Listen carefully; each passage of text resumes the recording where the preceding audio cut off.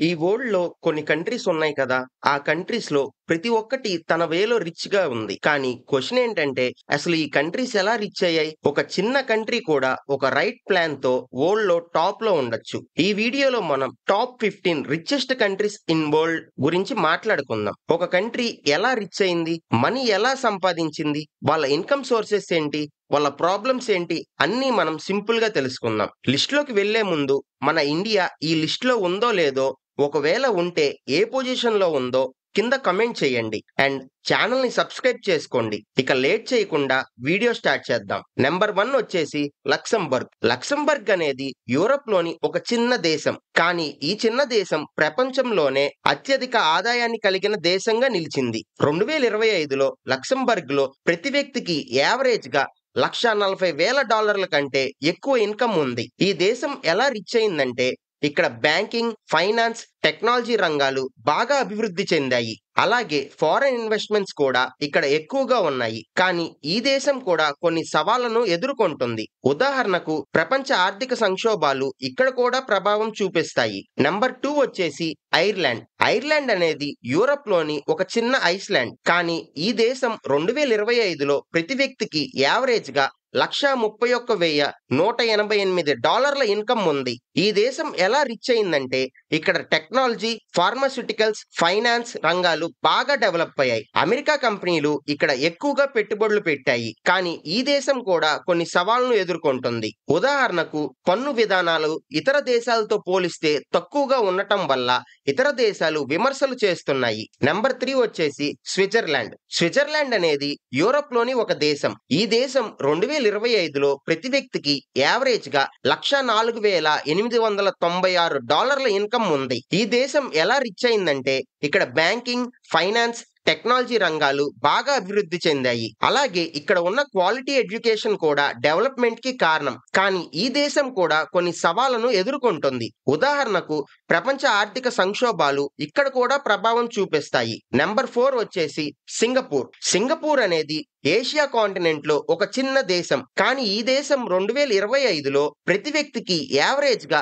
$156,760 income ఉంది. ఈ దేశం ఎలా రిచ్ అయిందంటే ఇక్కడ ట్రేడింగ్, ఫైనాన్స్ టెక్నాలజీలు బాగా అభివృద్ధి చెందాయి. అలాగే ఇక్కడ ఉన్న సరైన పాలన కూడా అభివృద్ధికి కారణం. కానీ ఈ దేశం కూడా కొన్ని సవాళ్లను ఎదుర్కొంటుంది. ఉదాహరణకు వాతావరణ మార్పులు మరియు పర్యావరణ సమస్యలు ఇక్కడ కూడా ఉన్నాయి. Number 5 Norway. నార్వే అనేది యూరప్ లోని ఒక దేశం.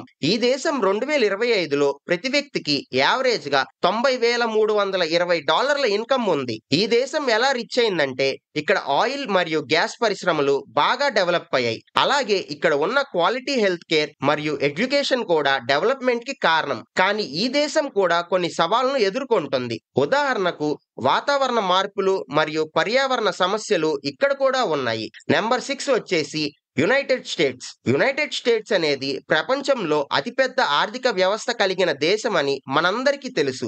ఈ దేశం 2025లో ప్రతి వ్యక్తికి యావరేజ్ గా $89,110 ఇన్కమ్ ఉంది. ఈ దేశం ఎలా రిచ్ అయిందంటే ఇక్కడ టెక్నాలజీ, ఫైనాన్స్, ఇన్నోవేషన్ రంగాలు బాగా అభివృద్ధి చెందాయి. అలాగే ఇక్కడ ఉన్న క్వాలిటీ ఎడ్యుకేషన్ సిస్టమ్ కూడా అభివృద్ధికి కారణం. కానీ ఈ దేశం కూడా కొన్ని సవాళ్లను ఎదుర్కొంటుంది. ఉదాహరణకు పన్ను విధానాలు, ఆరోగ్య సంరక్షణ వ్యవస్థ వంటి సమస్యలు ఉన్నాయి.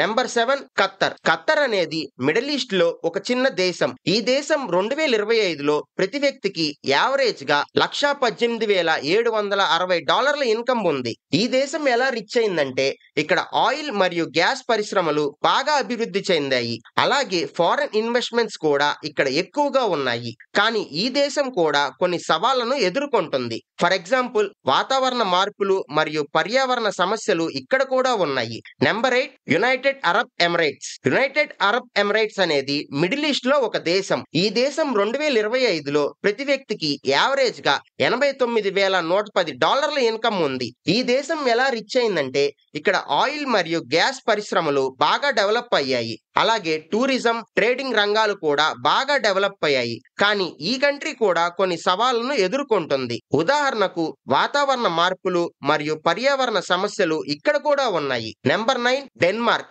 డెన్మార్క్ అనేది యూరప్ లోని ఒక దేశం. ఈ దేశం 2025లో ప్రతి వ్యక్తికి యావరేజ్ గా $74,970 ఇన్కమ్ ఉంది. ఈ దేశం ఎలా రిచ్ అయిందంటే ఇక్కడ టెక్నాలజీ, ఫార్మాస్యూటికల్స్, ఫైనాన్స్ రంగాలు బాగా డెవలప్ అయ్యాయి. అలాగే ఇక్కడ ఉన్న క్వాలిటీ హెల్త్ కేర్ మరియు ఎడ్యుకేషన్ సెక్టార్ కూడా డెవలప్మెంట్ కి కారణం. కానీ ఈ దేశం కూడా సవాళ్లను ఎదుర్కొంటుంది. ఉదాహరణకు వాతావరణ మార్పులు మరియు పర్యావరణ సమస్యలు ఇక్కడ కూడా ఉన్నాయి. Number 10, Australia. ఆస్ట్రేలియా అనేది ఓషన్ లో ఉన్న ఒక దేశం. ఈ దేశం 2025లో ప్రతి వ్యక్తికి యావరేజ్ గా $74,970 ఇన్కమ్ ఉంది. ఈ దేశం ఎలా రిచ్ అయిందంటే ఇక్కడ మైనింగ్, అగ్రికల్చర్, టూరిజం రంగాలు బాగా డెవలప్ అయ్యాయి. అలాగే ఇక్కడ ఉన్న క్వాలిటీ హెల్త్ కేర్ మరియు ఎడ్యుకేషన్ సిస్టమ్ కూడా డెవలప్మెంట్ కి కారణమనే చెప్పాలి.